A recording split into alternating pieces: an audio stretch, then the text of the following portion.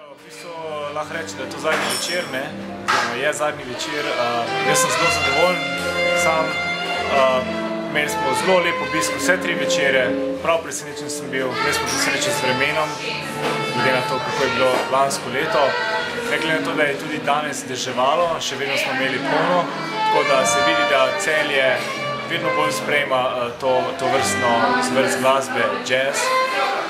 Tako da, mi smo zelo pozitivno presenečeni, bilo je zelo veliko različnih bendov, zelo veliko stilov jazz glasbe.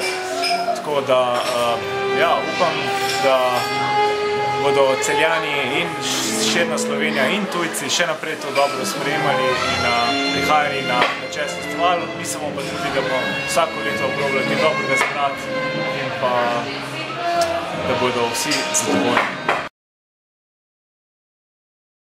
Ne spraševati. Organizacija je res dosti naporna, tako da, ampak mislim, da kar dobro sodelujemo. Ekipa je zelo dobra, tako da zaenkrat gre zelo dobro. Ja, definitivno.